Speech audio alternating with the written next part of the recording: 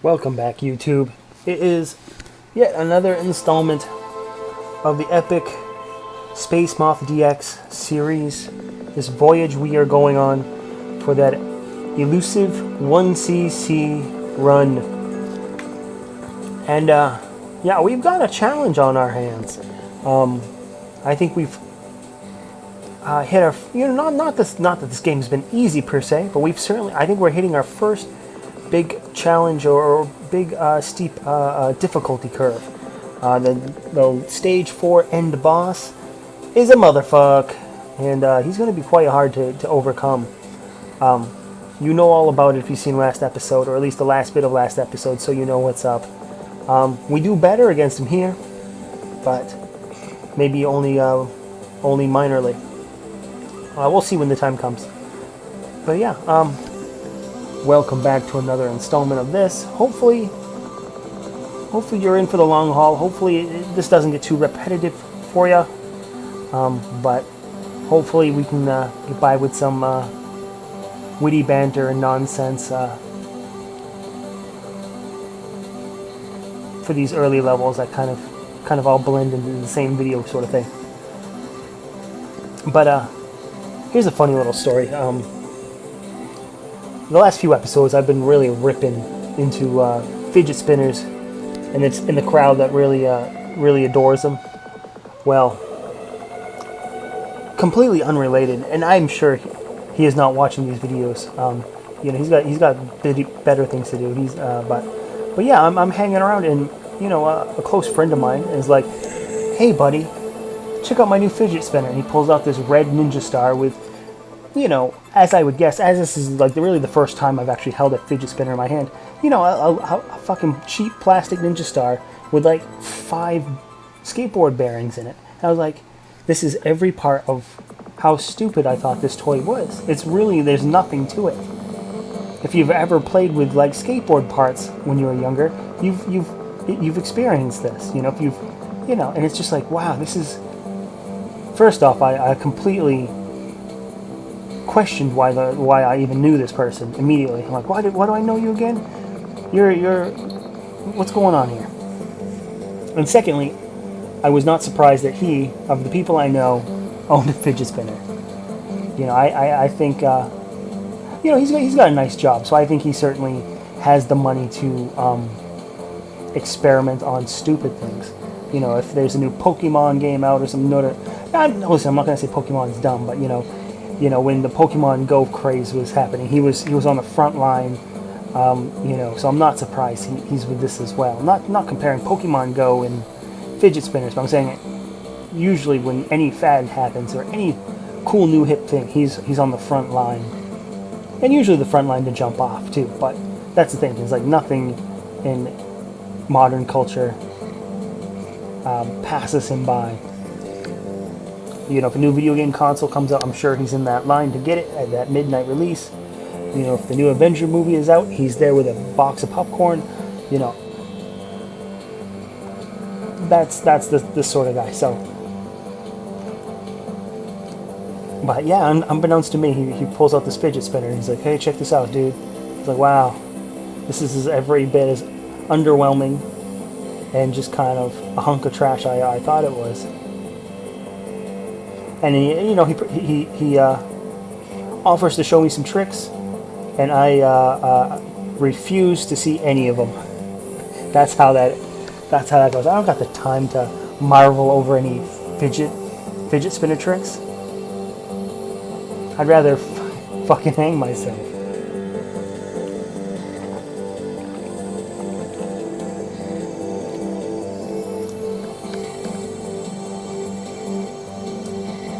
But here we are on level number two, new.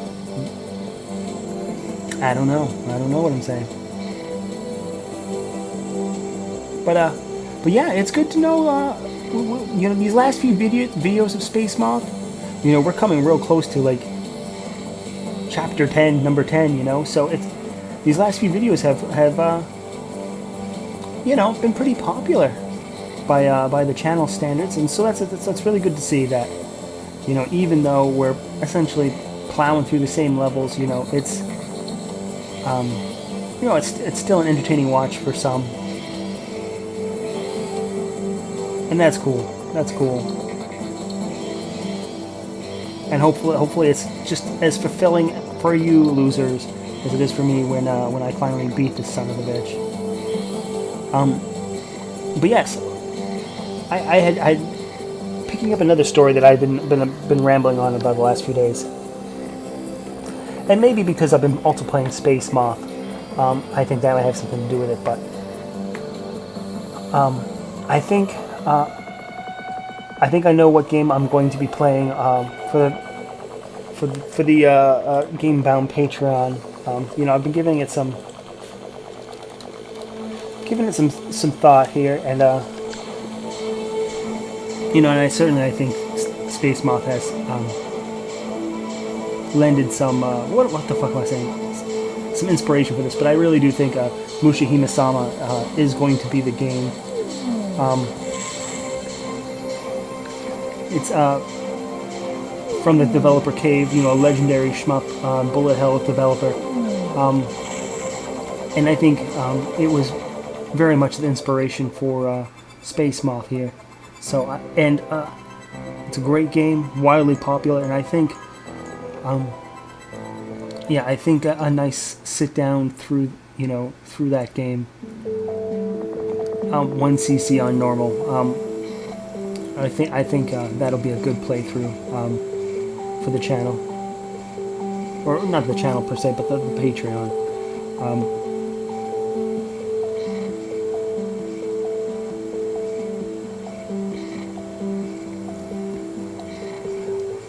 Like I'm saying, I'm pretty settled on that. However, don't expect that to be the final result. That just seems to be sort of a lead choice of mine by a wide margin, and that could change. But I think that's pretty much the most appropriate thing that we, you know, widely popular, very great, big leg shmup. You know, like I was saying, it had to be like a Final Fantasy or a Chrono Trigger like shmup, and I think that certainly, at least when it comes to Steam's catalog, certainly fits that description. There's certainly others that I could conjure up with an NES or Super Nintendo or something like that, but I don't necessarily have a way of recording that video, and I feel a little weird, at least at this point, with emulation. You know, in the past I've certainly had no problem playing emulation, especially if I wanted to, you know, try before I buy type of thing.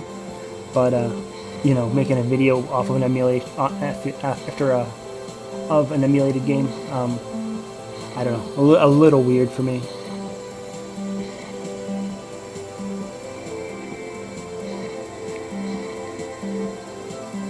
But I suppose I could justify it a little more by physically owning the cartridge and then just emulated it as well. You know, I guess I could justify that, you know, just because I don't have the particular means to record off a Nintendo console at this time. I don't know, we'll see. Mushihime-sama seems to be, you know, it's a PC game right here on Steam as well, so as soon as I can conjure up the like $15, $20 of scratch to buy it and then sit down and play it a bit, I think that'll do just fine.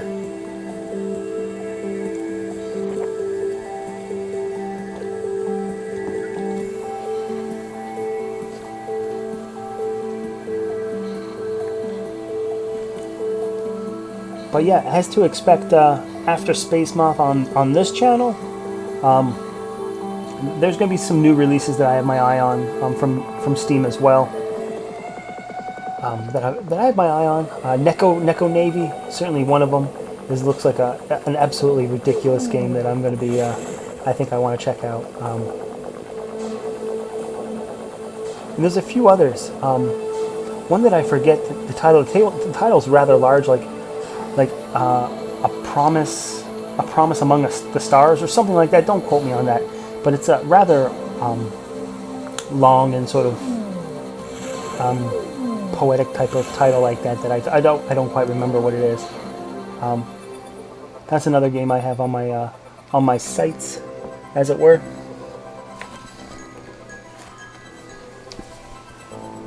And of course, I do want to get back into Ikaruga once I get out of my diapers and start playing a big boys game, that sort of thing. Ikaruga though, holy fuck, that game is tough as fuck.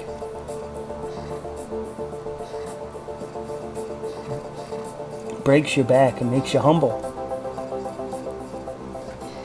But we really do need to sit down with it more and just crank it out, get good, scrub type of stuff. But yes, here we are. We're at level 4. We got, looks like 2 men's, 2 lives, and like you've seen in the previous bosses, I've employed a more tactical strategy with the bombs. Like I was saying before, when you're given 3 bombs per life, but if you have autobomb on, wow, and get hit, it saves that life from going away at the sake of every bomb in your bomb stock. So it's kind of in your interest to use your bombs all but your one, and said, hey, okay, this bomb right here is going to protect my life from going away. So that's what we were kind of doing in that last boss, especially that toad, where we just bombed him as much as we could, just so he could protect the life just for that moment there where we would have otherwise lost it. Jesus Christ, we are falling apart, ladies and gentlemen.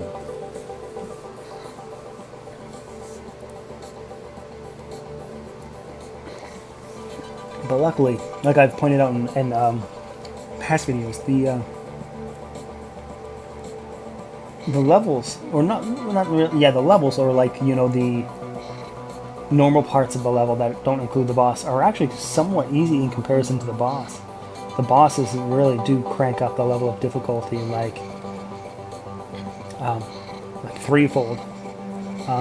This sort of stuff is just pretty pedestrian. You just kind of wander around and kill things, and so they don't fire any more bullets. But I mean, notice this guy. This guy's got huge gaps in his bullet pattern, so you can kind of just stand in, and not worry. There's not a whole lot here that's really making you move a lot, putting you in bad positions, or even trying to kill you. It's just you kind of notice I'm kind of in the same spot every time that guy fires that pattern. It's just kind of like, here I am in the middle of the stage, not doing anything.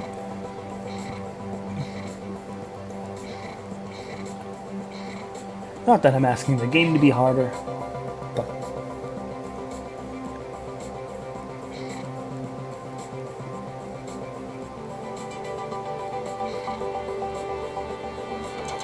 and here we are.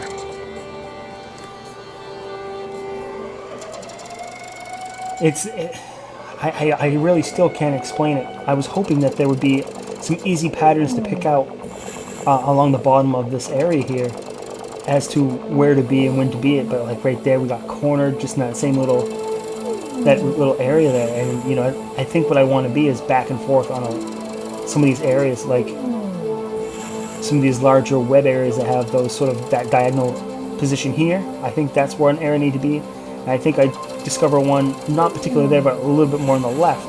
And I think those are the two. That one right there, I was in there just for a fraction of a second. I think those are the 2 areas I want to be in, because they provide a lot of vertical and horizontal movement, but not enough movement there. Sadly, we go down, but as you can see, we took them down a lot, considering last times. But yeah, that's going to be it for this run. Don't forget to leave a subscription, leave a like, leave a comment, and leave me the fuck alone.